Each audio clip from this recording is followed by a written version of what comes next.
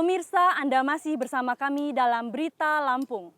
Bagi Anda yang baru bergabung, berikut berita pilihan hari ini.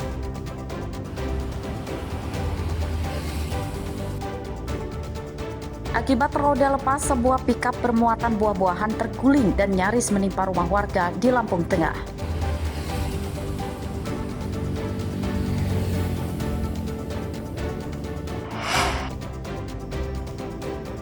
Rumah seorang anggota DPRD di Lampung Tengah rusak diserang rombongan orang tidak dikenal.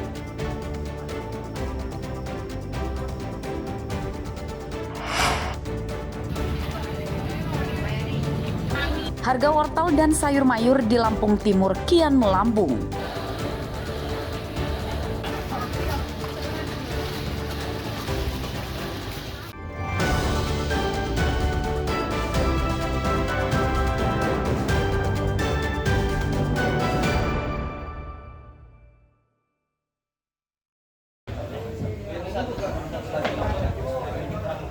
Kesan warga takut datang ke kantor polisi, apalagi melaporkan kejahatan, masih sangat melekat. Mereka khawatir jika melapor polisi, justru urusannya akan jadi ribet dan takut akan diperiksa hingga menyita waktu pelapor.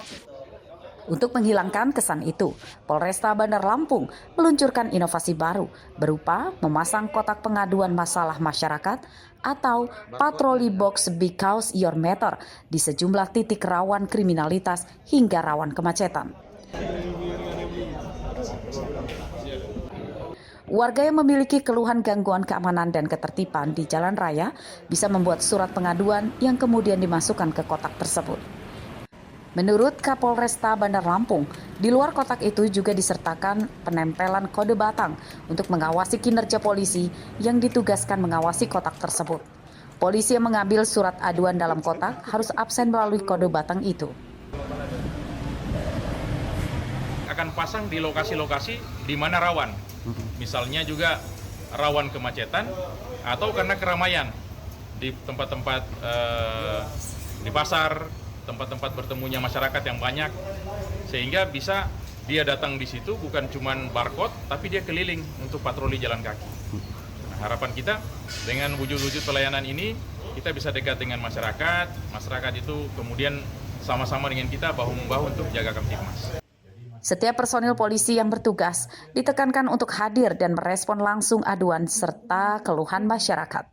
Kapolresta Bandar Lampung menjamin kerahasiaan identitas masyarakat yang memberikan laporan maupun pengaduan melalui kotak patroli kepolisian tersebut.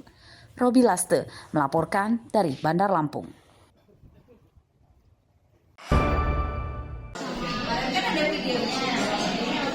Kelas migran vokasi resmi diterapkan di seluruh SMA dan SMK negeri di Lampung. Awalnya hanya untuk SMK, namun kini kelas migran juga dibuka untuk murid SMA. Sejak awal diluncurkan oleh Dinas Pendidikan dan Kebudayaan Lampung, sebanyak 8.500 murid dan 369 alumnus telah mendaftar kelas migran vokasi. Salah satu kelas migran vokasi berada di SMK 4 Bandar Lampung. Di sekolah ini dibuka kelas vokasi Jepang. Mata pelajaran kelas ini meliputi pelatihan bahasa Jepang hingga masalah pengenalan hukum dan budaya Jepang. Saya senang banget kelas migran vokasi sudah berjalan di beberapa sekolah, termasuk salah satunya di SMK 4 Bandar Lampung, salah satu SMK unggulan, dan saya melihat masyarakat, siswa-siswa juga semangat dalam menjalani pelajaran sekolah migran ini dengan sensei yang sudah ada. Harapannya siswa-siswa kita yang mengikuti program sekolah migran ini dapat mengakses apa yang selanjutnya mereka harapkan, termasuk mereka ingin ke Jepang untuk ke dunia kerja atau lainnya. Targetnya kan ada 240 sekolah, namun yang baru berjalan 93 sekolah, sekitar 2.650 siswa. Ada 37 sensi yang mengajar ya di sekolah SMK maupun SMA negeri. Kemudian sisanya sekitar 5.000 lebih yang belum. Insya Allah bulan ini akan running, akan jalan. Tadi sudah dicek Pak Wagub ya secara langsung. Kelas migran ini mudah-mudahan ini program yang baik untuk kita coba terus melakukan langkah-langkah perbaikan ya. Kita siapkan sensinya, kemudian kita monitor ya perkembangan proses pembelajarannya, termasuk juga nanti terkait dengan sertifikasi N4-nya kita berharap ada di Lampung supaya nanti nggak jauh-jauh karena selama ini kan adanya di Medan dan Palembang. Di SMK Negeri 4 Bandar Lampung terdapat 58 murid kelas 12 yang mengikuti program migran vokasi Jepang. Pengajaran kelas vokasi rutin dilakukan pada hari Jumat dan Sabtu. Kan ini kelas 12 sedang PKL. Kita bersurat ke industri bahwa PKL itu dari Senin sampai Kamis. Untuk Jumat Sabtu mereka full belajar di sekolah untuk bahasa Jepang. Ada berapa siswa? Selesai karena cuma 3 bulan. Sekarang kan sedang proses mereka menguasai bahasa Jepang, budaya Jepang, kemudian nanti baru peminatan. Setelah itu baru mereka uji kompetensi. Program kelas migran vokasi baru pertama di Lampung hasil kerjasama dengan Kementerian Perlindungan Pekerja Migran Indonesia atau P2MI. Seperti diketahui, bekerja ke luar negeri masih jadi tren dan impian para pencari kerja untuk mendapatkan uang. Meskipun di luar negeri, para TKI bekerja sebagai buruh kasar seperti asisten rumah tangga, sopir hingga petugas kebersihan. Selain nilai uang di luar negeri lebih tinggi dibanding rupiah, mereka yang jadi TKI akibat minimnya lapangan kerja di tanah air. Arsadi Saputra melaporkan dari Bandar Lampung.